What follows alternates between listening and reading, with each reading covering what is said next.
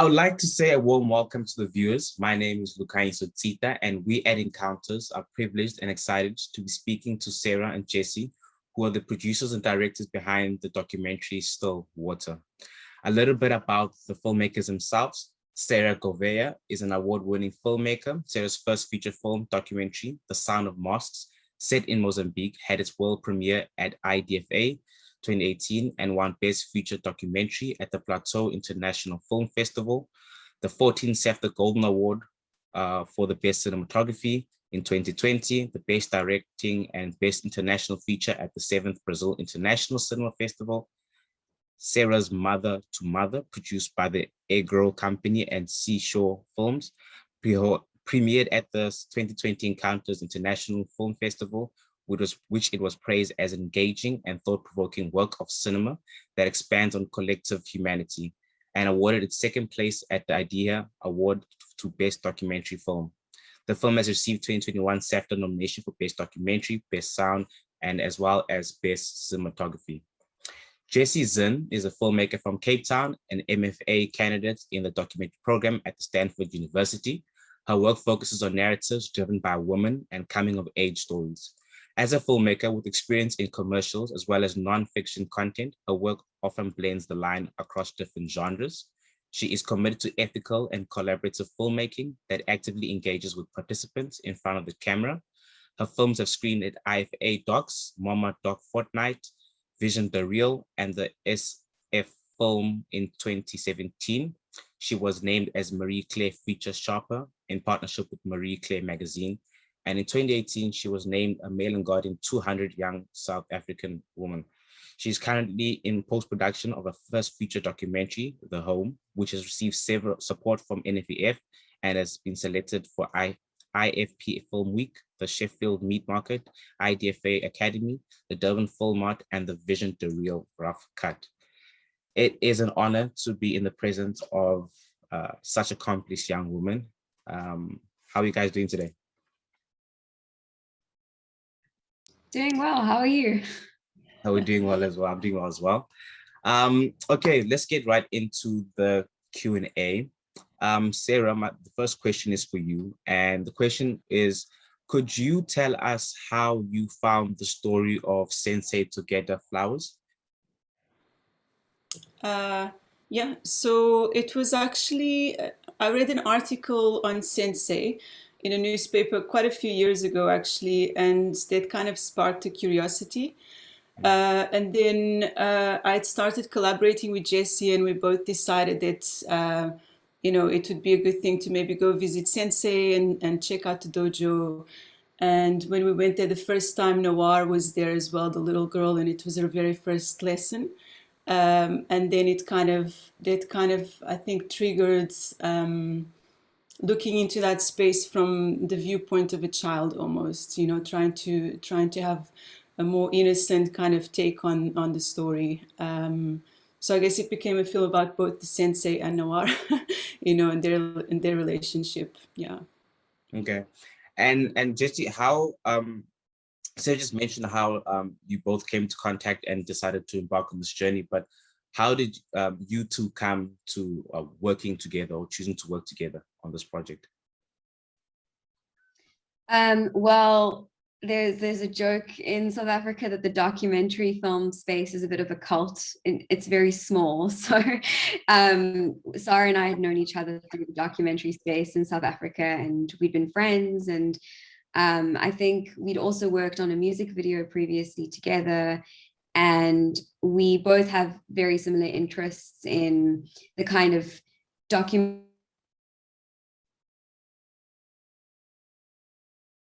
fiction and nonfiction. And so we came together through a shared interest, and also because of the fact that there are very few people in the South African documentary film space. And yeah, we came together, and as Sarah mentioned, we attended the first class at the dojo, and, you know, it was really remarkable. It was very interesting for us because there are very few spaces, I think, in the world even, that are like completely run by women and are almost like matriarchal in that sense. And as soon as we arrived, we got that sense that, you know, this is a space run by and made for women and young girls. And so we were really excited about this prospect in terms of exploring a sport through the eyes of a young girl. And Jessie, you know, in your bio, I saw that you know, you're very big on fostering collaboration.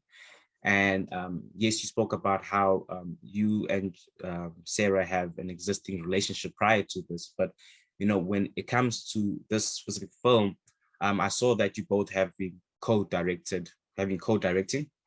And I wanted to ask, how were you able to find a balance in this collaboration when it comes to managing co-directing? Was that for me or for Sarah? Oh, for Jessie. Oh, well, with this film, I think, you know, I think every collaboration is different, and it's not just dependent on the people, it's dependent on the project and the circumstances that the project in particular may yield. And with this project in particular, it was quite challenging because we started researching it in 2018, I believe. And over the course of the time that we were filming, I actually ended up getting into my master's program at Stanford and ended up moving countries. And so in the end, Sarah was actually filming back in Cape Town once I'd already moved to America. So as far as collaboration goes, it was really interesting because we had to do a lot of remote directing and remote communication. And yeah, that was very interesting. I mean, it's definitely not something that I've done before. But I don't know if Sarah wants to add anything to that process. Please. Yeah, I mean, look, I think it comes down to you know, whether two people can have a similar vision, and I think both of us agreed on a lot of you know, a lot of the ideas we had for this film, and I think that obviously helped. It was a lot harder once Jessie moved to the States because all of a sudden there's a time difference and we're having meetings at all sorts of strange hours. But we still managed. I mean, it's actually, yeah, it was during the lockdown that we managed to get all the animation done. So we managed to get the team together and everyone was working from home and somehow we pulled it together. Yeah, but I think it was maybe harder for Jessie than for us because she was the only one in, you know, different sort of time zone. So I think some 2 a.m. meetings going on there. Many 2 a.m. meetings, but not that I'm not used to it by now. I feel like I got very used to that time difference. And then you know, Sarah touched on something I wanted to explore more earlier on when she mentioned how when you guys first visited Dojo, you met the little girl and Nawa, and that's kind of how what sparked the discussions into looking at the story into her life. Could you elaborate more on why you felt that the story should be told through her eyes as a little girl and what the significance is of that narrative choice? We can start with Sarah.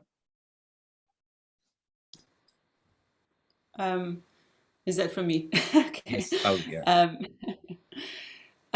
Yeah, so look, I think for us, what we found was that Nawar had quite a wild energy. And we walked into that space, and I mean, with karate, there's you know, a high level of discipline, you know, and kids are learning how to do certain things in a certain way. And I think also, I think it's part of her nature. I think she's quite a creative child, but I think it was also because it was her very, very first lesson. She just didn't know what she was doing. So she was kind of just doing her own thing. And there was something quite beautiful about that freedom. I think that both Jessie and I thought, oh, this is actually quite interesting. And by following her for that, I don't know, it was about a year, I think, that we went back there several times. And you can really see how much she has improved. So I think it also gave us that space to explore really liked how the teachings of the sensei are really being passed down to these younger generations. Yeah, I think that was kind of what sparked it, but I think it really had to do with her sort of slightly, yeah, wild energy. She's just kind of like, she's very playful, and she's got a great sense of humor. And we thought maybe there's something quite beautiful in exploring this energy a little bit in the film, and maybe taking away a little bit from the seriousness that we could have in that story. Yeah, Jessie, I don't know if you want to add a little bit to that. Yeah, as Sarah mentioned, there was like a level of kind of innocence there that was really quite beautiful that we were responding to, I think. But also, on another level, the film and the dojo itself, really, it's a space that is really about like intergenerational heritage and history. I mean, the dojo itself was, Sensei started in the 70s, and this is kind of continued throughout into 2021. And Noir, her family, like they all have gone through karate. So her older siblings have gone through it. Her dad also did karate. And so we were really interested kind of in using, or rather exploring it through the space of the kind of a younger person who in a way reflects and represents the future generations to come. Because I think that also kind of poses questions of, where a space like this can go, and especially her kind of signifying future generations to come, and that lineage that she comes from as it connects to the dojo. Okay. And you mentioned like how it was almost like something that was passed, well, not something, but it was passed down from family to family, in the sense that it's a tradition, almost become a tradition in the community, and especially for Navarre's family. And so I guess it was easy convincing the family on, making this film and having them as a subject of this film. But from a producer's perspective, how difficult was it? Or how did you navigate with the family in having a crew in their house, and basically documenting their private life? How was that experience? It's an open question. Yeah. No, Jessie, I think maybe you can go for it, because I think you were yeah, I think maybe you were the one who kind of opened that door initially for us, really. So maybe this one's for you. Yeah, I mean, I think like all collaboration with people that you're making a film on, it's always a question of building up trust through time. And so from the beginning, we we watched Noir and we noticed her straight away. And we asked the sensei to point out where her parents were. And so from that very first class, we met Noir's mother, Mumtaz, who was extremely open to the idea. She was really excited about the film. And so from the get-go, there was a real like warmth and openness within the family, and just kind of an interest in sharing this journey and this collaboration with us. But it definitely did take some time. I mean, we filmed the film over just over a year, and us kind of keeping in contact and going back and touching base again with them. And so I think like everything, it just takes time. I think often people expect you to kind of parachute in, like, parachute journalism, for you to drop in for like a few days and then drop out and then never hear from you. And so I think with both Sarah and I, with our process and our work, it's very important for us to really establish a strong like relationship that is built on mutual trust and respect and understanding for the story that we are telling. And the scenes of you in her home, how much of those scenes were constructed, almost like you provoked an action, as opposed to letting just filming and then seeing what you can build out of that story. you mentioned how you filmed over the course of a year. So I'm sure there's a lot you could have took from that. But like, was there a storyboard or anything like that? Or how did you approach that?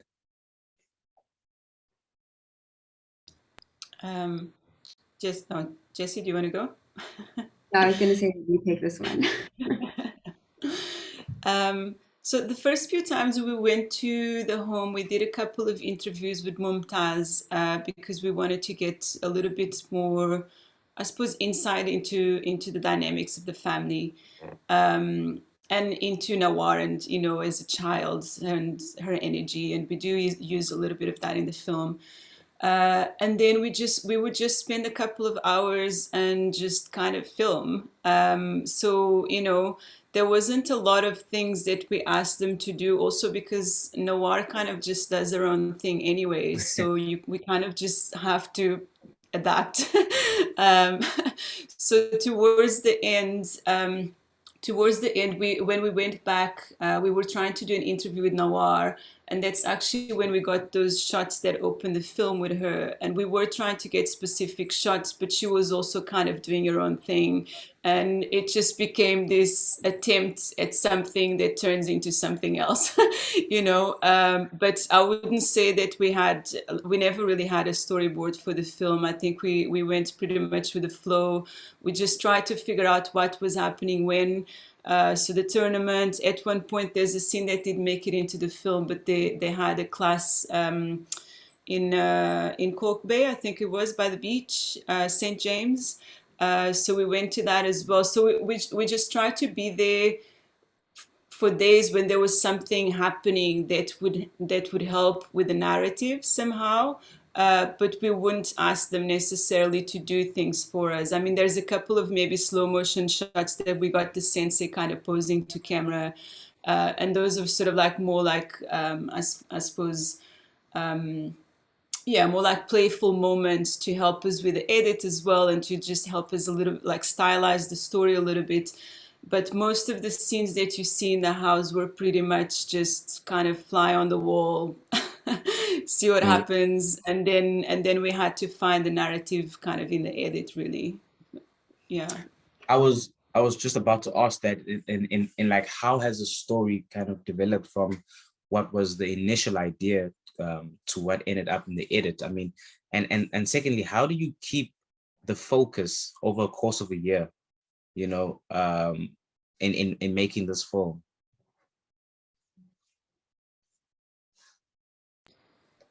Jessie, am I taking this one as well? I wonder. I was just going to say that the sentence, an attempt at something that turns into something else, is like the perfect description of documentary filmmaking. It's like a perfect summary. Love that. Yeah. Yeah, I mean, how do you keep a focus? I'm not sure. I think you just kind of I don't know. You want to finish the film, I suppose, and I think it gets to a point where it's about the story, but it's also about your relationship with the protagonist, and you start realizing that something needs to start materializing. I kind of feel that with us, we started getting to a point where we kind of knew better where we were going with the story once we actually cut the very first version of the film, which was very loose. And we worked with Khalid Shamiz, who's an amazing editor, and he kind of brought a playfulness to the cut that I think helped us reimagine some of the things that we had been thinking about for the film. I think that initially we were actually pushing for perhaps a more serious narrative that just kind of wasn't really there. And Khalid somehow managed to kind of bring that playfulness with Nawar, that sort of structure of a karate movie or kung fu movie in a way, And then I think once we had that first structure, it was much easier for us to also start seeing what was missing in the story, and then go back and start getting more specific moments that could help us, just kind of finish that sort of narrative that we were working towards. Yeah, I mean, just to add, I think it's interesting because we I think initially from the very first treatment that we'd written, we had imagined it would be a much more kind of competition-led narrative where you'd follow more of an arc over the course of her as she was competing in these different tournaments.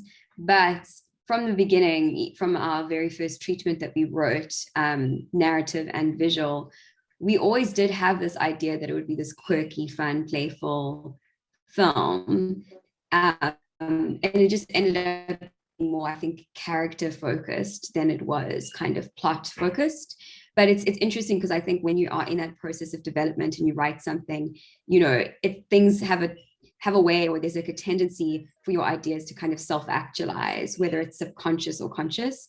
And so it's interesting, like I actually revisited our very first treatment the other day, and it is very, very similar to the final film, which which is interesting. And then in closing, I have one question, but for the both of you, and it is, we can start with Sarah, but how has being able to make this, what does being able to make this film mean for you? And how is it going to help you moving forward with making your next projects?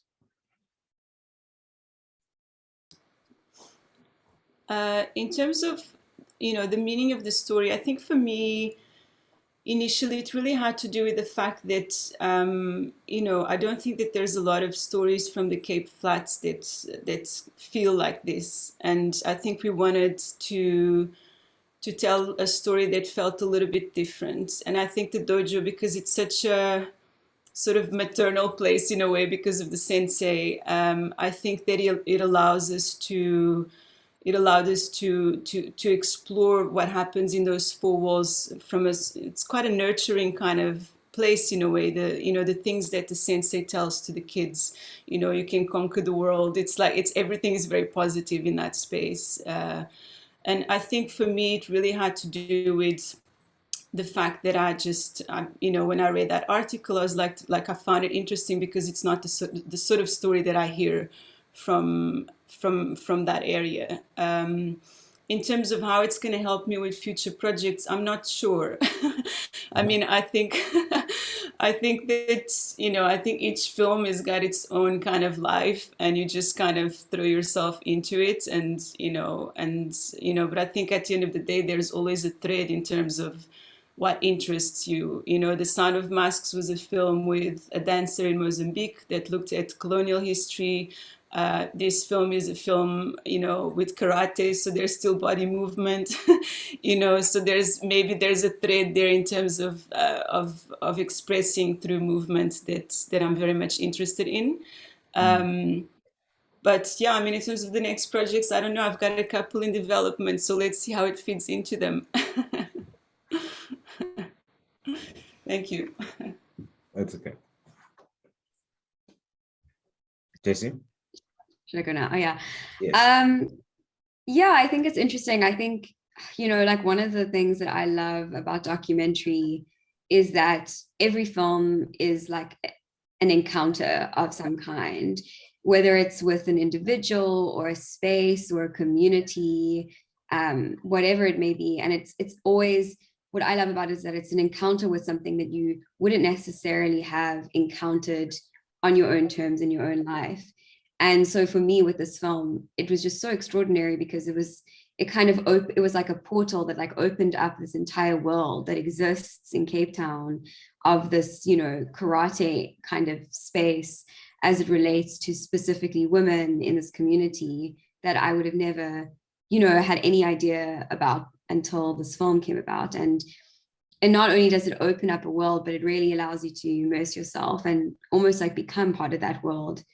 And so I'm really grateful for that opportunity because it was just an extraordinary experience to encounter these people and spend time with them, and a great privilege to do so too, and an honor to be able to tell the story. And yeah, and with my future projects, I think it's interesting. I never would have expected myself to have made it like a sports themed film. That was definitely like a surprise for me. And now actually I'm in post-production on a short film that is also about young women, young girls in Cape Town doing a sport, a different type of sport. And so that's also kind of a coming of age story, but it's with a bit older. The girls are like kind of preteen. And so it's kind of definitely, I think, informed how I've approached this current project of mine. That is lovely to hear. And I thank you both again for taking the time for being with us today. On behalf of Encounters, I'd like to thank you. And I also want to wish you the best for the future projects. One question for you guys, and how could the public follow your work? Or where can they follow your work rather?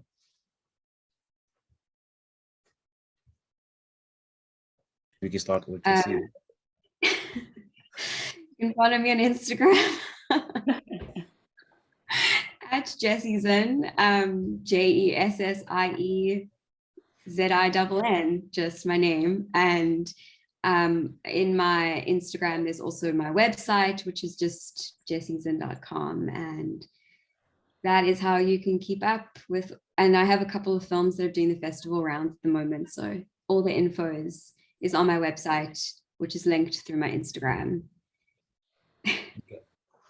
Sarah? Yeah, same here. I also have an Instagram page at Sara CF Gouveia. I also have a website, www.lionfishproductions.co.za. And we do try and update that website regularly. So usually all the projects that I'm busy with are there. I do have a Facebook page as well, but I don't really post that much on it. So maybe Instagram might be the better option for now. Yeah, thank you. On that note, I'd also like to thank the festival sponsors for their support, the public for joining us, and I ask that you, the public, continue to engage with us on our social media platforms, which you can connect with through going to our website at encounters.co.za. Once again, thank you guys for joining us, and we wish you all the best for the future. Thank you. Thank you.